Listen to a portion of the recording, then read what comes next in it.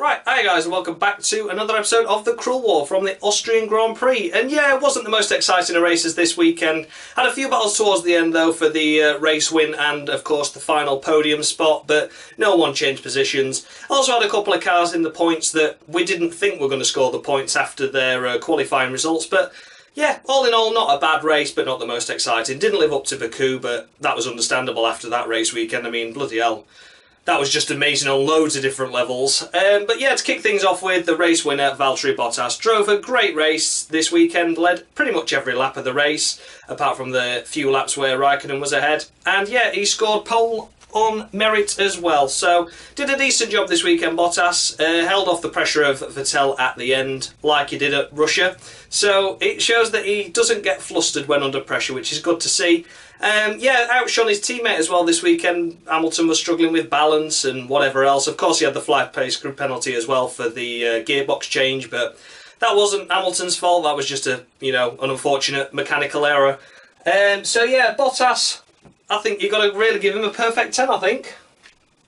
Decent drive from Bottas. Did well indeed to hold off the pressure of Vettel and not get flustered when stuck behind Raikkonen as well, because clearly Ferrari were trying to hold Raikkonen just so Bottas would get held up behind him and Vettel would catch up, but he didn't get flustered, just waited for Raikkonen to make a mistake and off he went. So brilliant stuff. P2 was Sebastian Vettel, of course suffered a lot of controversy in terms of not getting a further penalty on his deliberate contact at Baku behind the safety car with Lewis Hamilton. Personally speaking now, just get over it. The results happened. I don't agree with it. I think Vettel should have either been disqualified from that race or banned and not been able to participate in this race. That's just my opinion on the matter, but it's done now, and the more we drag it on, the more it's just going to piss people off, the more we're all going to get annoyed by it. So can we just let it die down now? I don't agree with the decision myself. There's a lot of other people don't agree with it either, but what can we do here? But his race itself, he qualified P2 and he stayed P2 this weekend. Did a solid job. Obviously did the most he could to try and get past Bottas at the end, but it was just back markers in the way and things like that. Unfortunate, really. Could have done with another couple of laps, but 71 laps just couldn't do it in. So, a decent race from Sebastian Vettel, and of course now extends his lead in the championship over Hamilton by another 6 points, which is good for him. So yeah, we're back to Vettel now, and I've got to score him. I know I scored him minus 47,000, but that was last weekend. This is now. So I'm going to score him 8 points. I think that was a decent drive, solid drive, did nothing silly, kept himself clean, kept himself out of trouble. Solid P2 and extended his championship lead. Next up was Daniel Ricciardo in P3. Drove a brilliant race, gained a couple of spots on the start, and that was it. Stayed P3 pretty much the entire race. Held off from the pressure of Hamilton the closing laps of the race. Hamilton found some pace from somewhere on really worn ultra soft tyres, but Ricciardo still did a really good job to keep him ahead of him. And yeah, scored a solid P3, and this time I feel it was a genuine podium.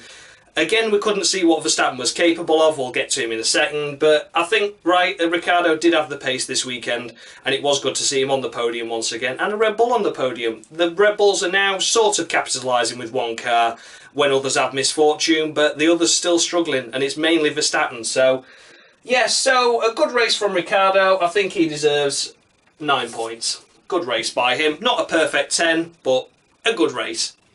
P4 was, of course, Lewis Hamilton, qualified P3, couldn't really improve on his lap time in qualifying because of the yellow flag, but like I keep saying all the year long, you've got to get your laps in early because there hasn't been a single qualifying session this year that hasn't been interrupted by a red or a yellow flag at some point during the sessions, so, you've just got to push. Was unfortunate. He was hoping to obviously start 6th at best, but ended up P8. Didn't make much gain at the early stage of the race, only gained on Verstappen, and then fought with the Force Indias for a little while, and then pipped Raikkonen via the pit stop strategy that they had, and did a really good job to hold off at the end with the really ruined tyres. So a good recovery race from Hamilton. It could have been a lot worse. So I think a solid 8 points for Hamilton for this weekend. Can't be a perfect 10 because there was a little bit of moaning there. I'm just going to put that out there. But I've not given him a perfect 10 because it wasn't a perfect weekend for him. But still a good recovery nonetheless to only lose 6 points to Vettel in the championship. P5 was, of course, Kimi Raikkonen. It was used as a middleman for Ferrari again this weekend. Stayed out a lot longer than he should have done on the Ultrasofts to try and hold back Hamilton, and then stayed out a lot longer again to try and hold back Bottas, to try and help Vettel. But, you know, he played the team game this weekend, Raikkonen, scored 10 points for the team, but was off the pace in terms of everyone else, and was off the pace in terms of his own teammate all weekend anyway, so he had to play second fiddle, unfortunately. But I think it was a decent race, but not the most outstanding for Raikkonen, so I'm going to score him a middle of the road 5 points. He wasn't really involved in the battles, mainly due to the strategy that it was put on, but he could have fought a bit harder. P6 was Roman Grosjean, really glad to see. Qualified P6 as well and stayed P6. Was up to 4th at one point at the early stages of the race, and it was good to see Haas have a car that didn't have any reliability problems. Grosjean didn't have to complain about brakes, and it looks like they're making good inroads now. Really pleased to see Haas back up there in the decent points finishes, 8 points for the team as opposed to just scraping a couple every now and again. And that was a solid drive by Grosjean. Did a really good job to hold off the Force Indias, and also did hold off Hamilton for a couple of laps as well, which is of course quite a good effort by the Haas team. So Roman Grosjean, decent effort. I'm going to score you. Do you know what? I'm going to score you 10 points because you've not had much luck this season with your brakes, and I think you're due a bit of luck. So 10 points for Roman Grosjean there. P7 Sergio Perez kept himself out of trouble. Wasn't really doing much, was he? He was a bit quiet. We just only really saw him when he was battling with Hamilton at the early stages of the race. And that was about it, really. Was faster than his teammate in terms of being able to keep away from each other, thank God. But yeah, it was an average middle-of-the-road race by Perez. Some good points scored by the Force Indias, finishing 7th and 8th. That's 10 points for their haul again this weekend. And yeah, decent race. I'm going to score him. Could have scored him 6 points for that. Sergio Perez, decent race, but it wasn't the best weekend for Force India. They never showed the pace that they have done in the past couple of weekends, so unfortunate, but decent race anyway. P8, of course, was Esteban Ocon. Same again, started P9 and finished P8, only gained because of Verstappen's misfortune. And that was that. So I think, same again, 6 points for Ocon.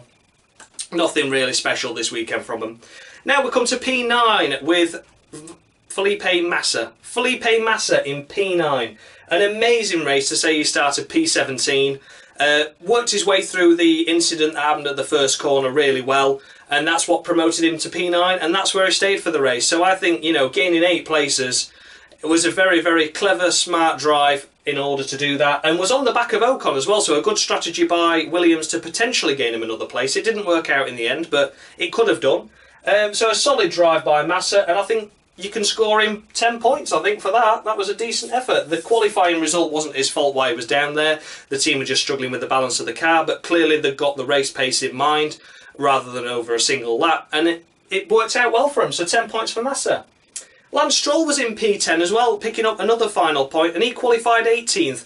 Nothing to do with him being, unfortunately, off the pace in comparison with his teammate. It was less than a 10th between the two of them, and it was just the car again in qualifying. But did exactly the same as what Massa did. Picked his way through the Turn 1 incident, got himself to 11th. Then I think Sainz ahead of him had a mechanical issue and dropped down to 14th. So that promoted him to 10th. And then that's where he stayed. He held off from, yes, Jolioff Palmer was P11. But yeah, held off from him really well. And then eventually Palmer dropped off because he decided he didn't want any points. And Lance Stroll scored the final points of the weekend. So very good effort by him. And what am I going to score Lance Stroll? Well, he scored plus 33 million courtesy of Jamie last weekend because of his podium. And now he scored points after starting from 18th, like he did in Canada as well, because he got 9th there. I think he's proven himself now to be a reliable driver. So I've worked it out quickly before I started recording what I was going to score Lance Stroll. And it is going to be, for Lance Stroll, plus 23,708,718, because that takes him to 0 now. So he is now dead level on the cruel wall. he will start this season from naught as of the British Grand Prix. So I think he's deserved it. Let me know in the comments if you think he deserves it, but I think these last 3 races have proved that he is potentially now going to be a consistent driver in the future upcoming races. But I just think he started maybe Formula 1 a season too early, and that's why he was crap in the initial first few races. But we'll see. Jolly-Off Palmer, where finished P11 and ahead of his teammate. Yes, I know. I can't believe it either. But he was out-qualified by his teammate in qualifying. Fell out of Q1 yet again, did Mr. Jolly-Off. Didn't fall off during the race, didn't do much during the race really, apart from slightly challenge Lance Stroll for the final point, but, you know, Jolly-Off Palmer decided he didn't want the points. So Jolly-Off Palmer, you know I don't score him points anymore in this championship or on this cruel wall, because he can't score points himself. So we've already got hashtag Kubica in, and I'm just going to put anus. The word of the day is anus. So there you go, Mr. Jolly-Off Palmer. Anus for you. Stoffel Van Dorn P12 unfortunately had to suffer a drive-through due to ignoring blue flags. We didn't really see the footage of that, so I can't really comment. But it wasn't a bad race by him, and yeah, it was decent, but wasn't a great race. P12 never really showed the pace of the points, but it was fair enough. It was middle of the road, so 5 points I think for Stoffel Van Dorn there. There we go. It was middle of the road, average race for him. P13 was Nico Hulkenberg. I'm not really sure what happened to Hulkenberg. He wasn't. I think he must have been involved in Turn 1 incident somehow and potentially picked up some damage. He did pit quite early during the race and then was off the pace in comparison to pretty much everyone really, only finishing ahead of the 2 Saubers, and that was it. So yeah. Hulkenberg, I do think he had damage or was struggling with tyre life or something, because he just never had the pace in the race. So I'm not sure, but I think I'm just going to have to score him a 4 maybe. I don't think it was his best performance, but I think there was something hindering him potentially, but I don't know for sure. So just slightly below middle of the road. Then P14 was Pascal Wehrlein. Pascal Wehrlein and Marcus Ericsson was following up. They were at the back of the grid all weekend, lined up 19th and 20th. Pascal Wehrlein did start from pit lane though and ended up finishing ahead of his teammate. So that's a bit of a bonus for Wehrlein, but they were off the pace all weekend. They were the back markers this weekend, sadly. So I think for Wehrlein I'm going to score him 5 points, and for Marcus Ericsson, because he finished behind him despite his teammate starting in the pits, I'm going to score him 4 points. I think that's all you can do really. There's not really much else. They were quiet, they were lonely at the back, they were never going to get points this weekend. Next up then, the last finisher of the race was Danny Kvyat, ended up finishing 3 laps down in the end. Was the instigator of the Turn 1 incident involving Fernando Alonso and Max Verstappen, causing the other 2 drivers to retire. Just got his braking point wrong and just rammed into the back of Alonso, which in turn made contact with Verstappen. So that was that. Kvyat really hasn't proved himself. He started the season off well. He was running in points and then had a couple of mechanical failures, and then since then he's just been outshone by Carlos Sainz pretty much every race this season. So Danny Kvyat, you were awarded your drive-through for the incident that at Turn 1 that was your fault, but I'm going to score him -84, which makes him on -100 heading into Silverstone. I don't think he deserves that. He's only scored 4 points this season against Carlos Sainz 29, so you can see where he's coming from. It's a bit of a Jolly-Off situation now at Toro Rosso, I feel, so they need to do something soon with him. Okay, the last of the retirements, or first on this list, was Carlos Sainz Jr., Danny Kvyat's teammate. He had just had electrical gremlins, which was the same as what he had in practice. Wasn't his fault. He was running 10th, had a slight issue, recovered, got it working again, was running 14th then, and then eventually the car just broke down on him and he had to pull off and pull into the pits and retire. So, can't really rate Carlos Sainz. He'd have probably scraped the final point had he carried on going, but we don't know. So it's a middle of the road 5 because it was a race we couldn't prove what you were capable of, unfortunately, due to technical issues with the car. Next up was Kevin Magnussen, and he again could have scraped a couple of points this weekend, running 11th, battling with Stroll, and then he had a gearbox issue.